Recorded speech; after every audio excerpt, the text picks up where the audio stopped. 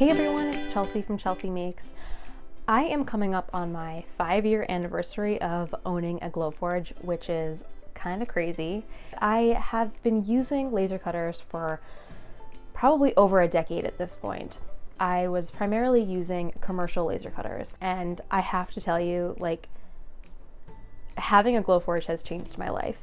So today I want to look back on the 5 years, give you my honest opinion, and just go through some of the most frequently asked questions. I do also have a blog post about this if you want further detail. One of the most common things I get asked is why Glowforge versus any other laser cutter company. One of the only ones that at the time you could have in your home. It had a self-contained system and it looks good in the home. It's not something that looks like it belongs in a factory. It looks like it belongs next to my TV. This right here, this was really all you needed aside from a vent out the window. So that really piqued my interest. And aside from that, I was fresh out of college, so I had basically no money. And I think at the time the basic was around, which is what I have, was around $2,500 or so. I think the prices are still pretty comparable, and I have to tell you that I basically earned that back in the first few months of owning my machine. So for me, it was absolutely worth it. Glowforge is just so easy. I had it out of the box and printing within 15 minutes. Let's talk specs. I know that's something that people really wonder. This, I believe, is a 40-watt laser.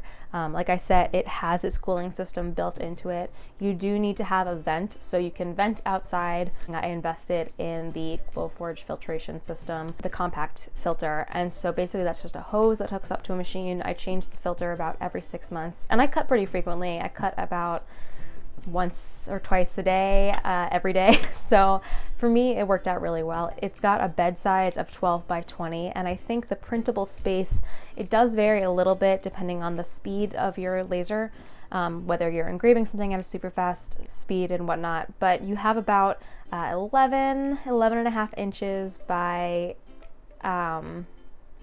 18. I think that's right. If I'm wrong, I'm gonna put it here so that you can see it. You can cut through things about 1/4 of an inch thick. You can engrave on things that are a 1/2 inch thick. And if you remove the crumb tray, you have about 2 inches of room. So that's a lot to engrave on. Cutting boards, all that sort of stuff that you wanna gift and make a business out of, you can fit in this machine. Let's talk about sound. Laser cutters in general are very noisy. They're probably about as loud as a vacuum, but when you're doing a long engrave, an hour or more of the vacuum sound can get a little old. But like I said, that's really the par for the course on any laser cutter. As far as smell goes, it depends. It depends on what you're cutting. Anything you cut is literally being burned by any laser, so the Glowforge is no different, but the air filter does help. Or if you're venting out a window, that helps. Just make sure that you are not putting in anything that is toxic that you don't want to be breathing in. In terms of the types of materials that it can cut, it's pretty much on par with all other laser cutters on the market, except for those really high wattage ones. It can cut pretty much anything except for metal, so if you're trying to cut metal, you just gotta skip ahead. But wood, hardwood, plywood, acrylic, paper, cardboard, all that good stuff, you can do it in your Glowforge. And if it can be done, it has been done. Like I've seen people engrave on pumpkin pie. So really the sky's the limit. In talking about what the Glowforge can cut, it would be a mistake for me not to mention that Glowforge does have its own line of products called Proofgrade products. The great thing about Proofgrade products, and let's see if I have a piece of material here, is it comes with a QR code, so you don't have to guess what your settings are going to be. Just drop it in the machine, and this is really great for someone who is new to laser cutting. If you already have a material you like to use, Glowforge has a built-in system that you can save your settings. So for example, the dollhouses I make are a 1/4 inch maple plywood, and so I've been able to save those settings in my machine almost as if they're a Proofgrade setting. So when I put that material in the bed, I just click one button and it's good to go. I think that's a major advantage to Glowforge versus some of the more commercial machines. There are a lot of other features that are Glowforge specific, which maybe aren't life-changing, but just really kind of improve the overall process. For example, the trace feature. If you have kids or you're working in a classroom and you want to be able to make everyone able to participate, you can have everyone just create a quick doodle, put it in the bed of the laser, let the camera take a picture of it, and immediately work from that. You don't need to know any other additional design software. You can just create and go. And I love that. I love the whole purpose of Glowforge being very accessible and just easy to use. I think that's really important, especially when something like laser cutting can seem so intense and big and just a lot of work. But if you have a machine that's meant to be used and meant to be user friendly, then you're going to be much more willing to create an experiment.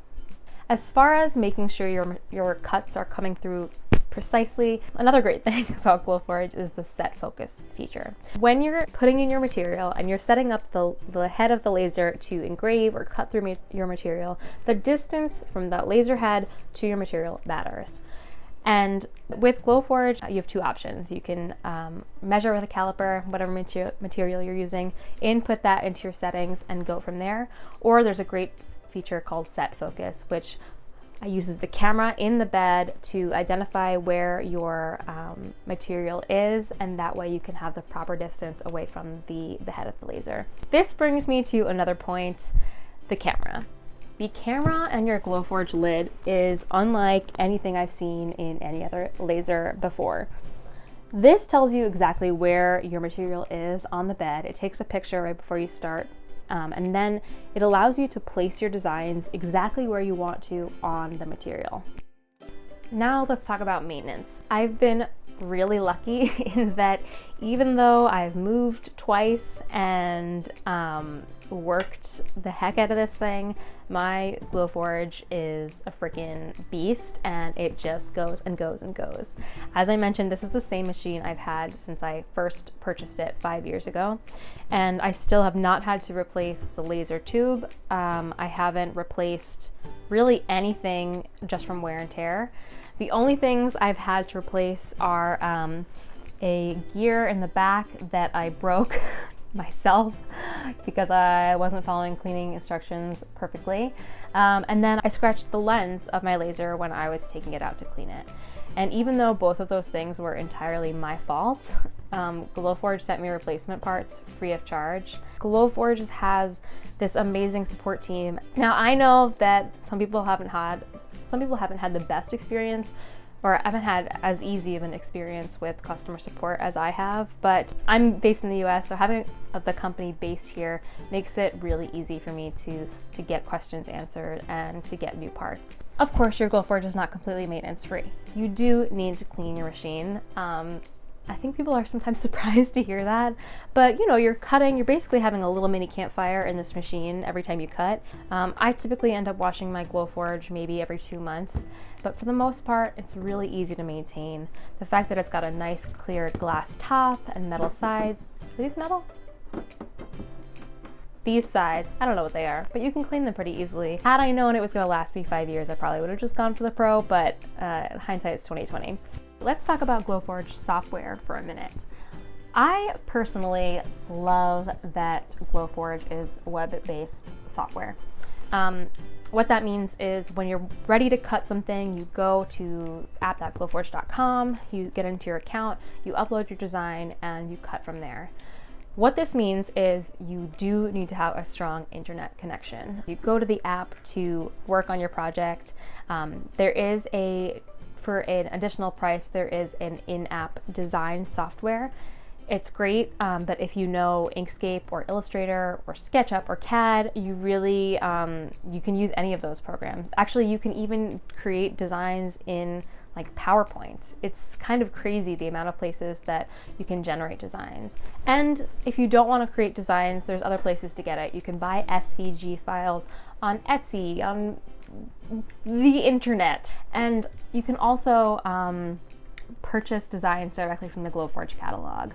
Some people are contributors to the Glowforge catalog, and if you start creating designs and love it, you can apply to be in the catalog as well.